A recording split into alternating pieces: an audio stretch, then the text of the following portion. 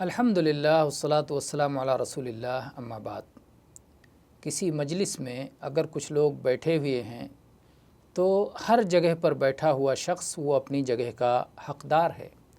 لیکن اگر کوئی شخص کسی اور کے لیے اپنی جگہ اپنی خوشی سے چھوڑ دیتا ہے تو وہاں پر بیٹھ جانے میں کوئی حرج نہیں ہے،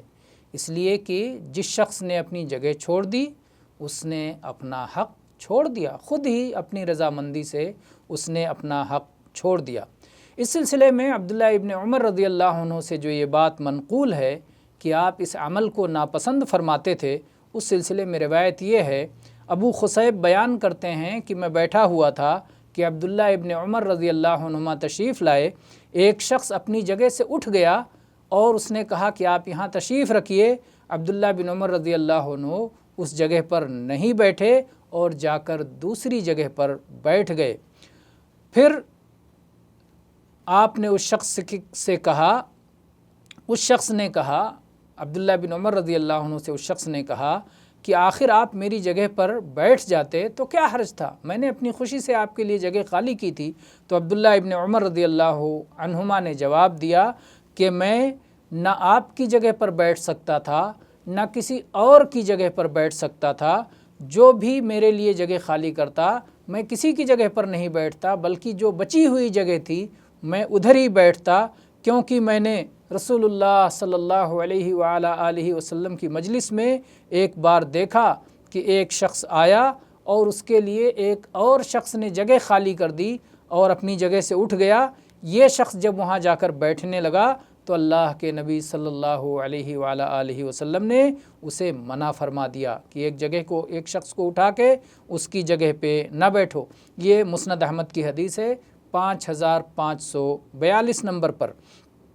تو عبداللہ ابن عمر رضی اللہ عنہما کی طرف یہ بات منسوب ہے کہ وہ کسی بھی شخص کے اٹھنے پر اس کی جگہ نہیں بیٹھتے تھے۔ تو ایسا نہیں کہ ایسا کرنا حرام تھا، بلکہ یہ ان کا ورع، تقوی اور پرہیزگاری تھی۔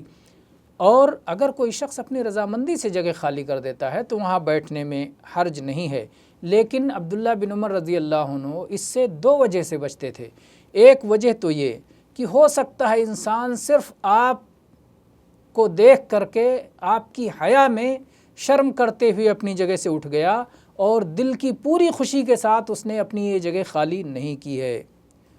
تو عبداللہ ابن عمر رضی اللہ عنہ نے یہ دروازہ ہی بند کر دیا کہ کوئی آدمی کو اس کی جگہ سے اٹھایا جائے۔ اور دوسری وجہ یہ ہے کہ نیکیوں کے معاملے میں ایثار نہیں ہے، نیکیوں کے معاملے میں ایثار کرنا مکروہ ہے یا خلاف اولیٰ ہے،